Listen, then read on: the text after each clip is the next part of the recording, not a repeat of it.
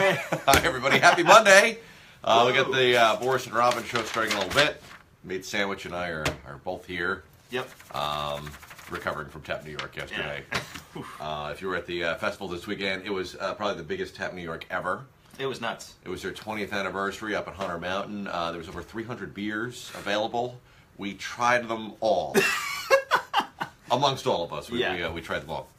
But it was a rough day yesterday because we got a late start. There was some lightning up at Hunter Mountain. Yeah, so it got delayed by like a half hour, right? I think by the time we got in, it was like almost an hour. But they also delayed the ending until 5 o'clock. So we actually, I think, squeaked out like an extra 15, 20 minutes. Yeah, we got more time than we normally would have gotten, which I don't know if that was a good idea.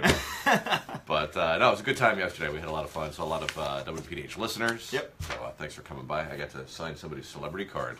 Oh, I saw your Instagram of very, that. Yeah. Very exciting. I have no idea what that's about. Is that some sort of like?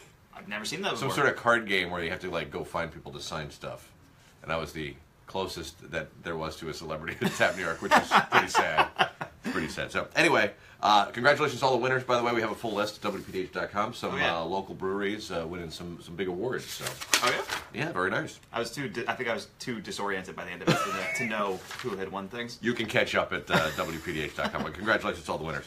All right, so this morning we're going to be talking about the one Hudson Valley event that you look forward to every year. Obviously, Tap New York is a big one for us.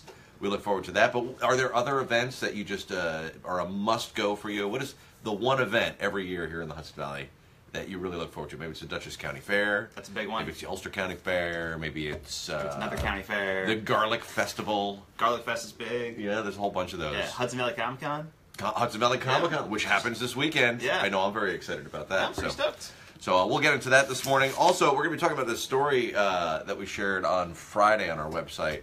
I guess the student-run newspaper at SUNY New Paltz blew the lid off the terrible living conditions in the dorms.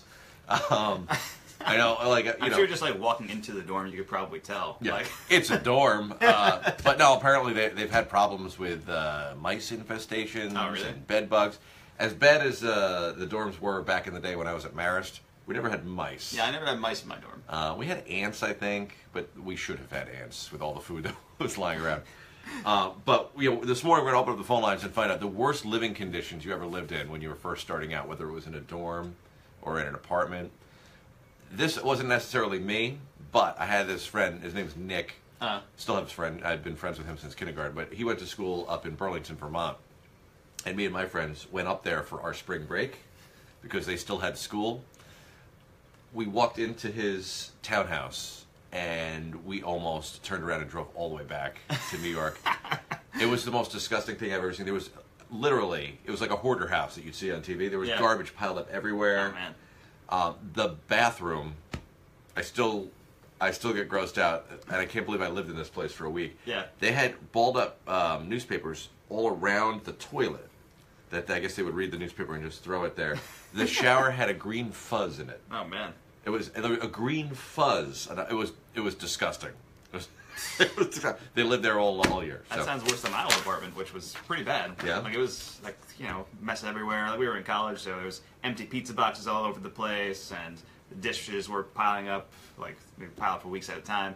And it's like I remember living like that and not even thinking that much about it. And then a few weeks ago, I went to go visit my old roommate who still lives up there. Yeah.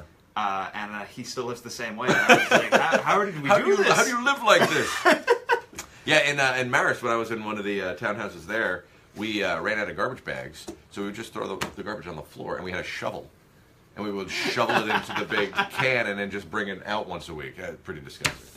So, anyway, so we'll talk about that on the air this morning. We're also going to be playing what might be our favorite new contest. It's a lot of fun. It's called What's Robyn Petting? You'll have to tune in for more on that. So, I hope you get a chance to listen. Thanks for watching the pre-show, everybody.